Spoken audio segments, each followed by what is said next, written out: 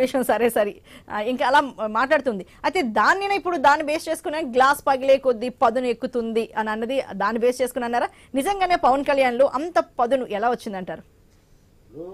గత 10 సంవత్సరాల నుంచి రాజకీయ పార్టీ పొలిటికల్ పార్టీ నడిపిస్తున్నారు ఆయన. అవునండి. ఎన్నికల్లో పోటీ చేయనప్పటికి కూడా పొలిటికల్ పార్టీ నడిపిస్తూ అనేక ఒడిదుడుకులు చూస్తుంటూ అనునిత్యం 10 సంవత్సరాల నుంచి అడపదడప పిక్చర్ సినిమాలకు వెళ్ళి తీసినా కానీ అనునిత్యం కంటిన్యూస్గా ప్రజల్లో ఇంటరాక్ట్ అవుతూనే ఉన్నారు.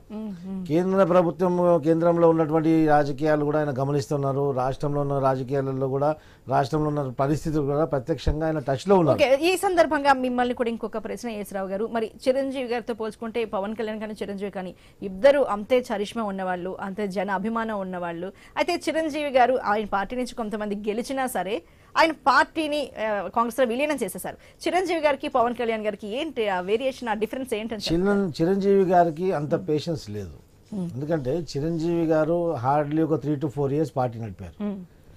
పార్టీ పెట్టగానే ఎన్నికల ముందే పార్టీ అనౌన్స్ చేశారు. ఆ తర్వాత పార్టీ నడపలేకపోయారు. ఆయన రకరకాల కారణాలు ఉన్నాయి దానికి.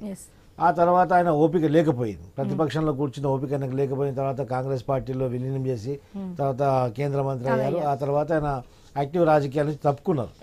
కాకపోతే పవన్ కళ్యాణ్ చూడండి, కంపేరింగ్ టు చిరంజీవి, అంటే చిరంజీవి గారి మీద అంతటి వ్యతిరేకత కూడా అప్పుడు లేవు. ఇన్ని అంటే ఎంతగా విమర్శించడానికి మనిషి యొక్క కెపాసిటీ దానికి చాలా కౌంట్ చేస్తుందండి. ఎందుకంటే చిరంజీవి గారిని ఎవరు అవమానించలేదు. చిరంజీవి గారిని అసెంబ్లీలో ఉన్నప్పుడు కానివ్వండి, మంత్రిగా ఉన్నప్పుడు చిరంజీవి గారిని ఎవరిని అవమానించలేదు. ఆయన అధికార పక్షానికి అనుకూలంగానే ఉన్నాడు. ఆయన ఎవరైనా అవమానించలేదు. కానీ అడుగడుగున్న అవమానాలు ఎదుర్కొని కూడా నిలదొక్కుంటున్న నాయకుడు పవన్ కళ్యాణ్. అంటే అనుకుందాం, మరి తెలుగు రాష్ట్రాల్లో ఇంతటి అవమానాలు ఎదుర్కొంటున్నా తనే స్వయంగా ఓడిపోయిన ఒక పార్టీ అధినేత అయ్యుండి అంటే ఇంకా పార్టీని ఎలా నడిపించడం, ఇంకా ఆయనలో ఆ కసిని పెంచుకుంటూ రావడాన్ని మీరు ఏ రకంగా అభివర్ణిస్తారు, ఎలా చూస్తారు? అంటే ఒక పట్టుదల అనేది ఒక నాయకుడికి చాలా అవసరం. ఏ విధంగా అంటే ఆ రోజు మహాత్మా గాంధీ గారు చెప్పారు, మనం ఒక లక్ష్యం సాధించే ముందు మనకు ఆలోచనలు సమాజంలో తీసుకెళ్ళేటప్పుడు ఫస్ట్ అవమానం జరుగుతుంది, నవ్వుతారు, తర్వాత మనల్ని విక్రియడం జరుగుతుంది, అవమానించడం జరుగుతుంది, ఆ తర్వాత మనం ఫాలో చేస్తాం. 2 స్టేజ్లు అయిపోయినాయి, 3rd స్టేజ్ ఇప్పుడు ఫాలో అయ్యే స్టేజ్ అవుతుంది. అందుకే పవన్ కళ్యాణ్ గారికి గత 2 ఎలక్షన్ 3వ ఎలక్షన్, ఈ 3వ ఎలక్షన్స్లో పవన్ కళ్యాణ్ గారి చరిష్మా రాష్ట్ర వ్యాప్తంగా తెలుగు రాష్ట్రాలలో ఏ విధంగా ఉంది అందరూ గమనిస్తున్నారు. వారి పరిపక్వత కూడా ఈరోజు అందరూ గమనిస్తూ ఉన్నారు.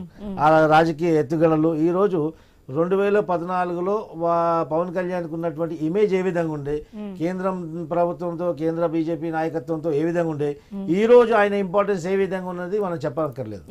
ఎందుకంటే పరిపక్వత చెందారు. ఇంకోటి ఏంటంటే ఈ got more patience comparing with Chiranjeevi. It's true అండి. రైట్ అండి. మరి ఈ దేశకు సంబంధించి మనం శ్రీధర్ గారితో మాట్లాడదాం, జనసేన నాయకులు. శ్రీధర్ గారు,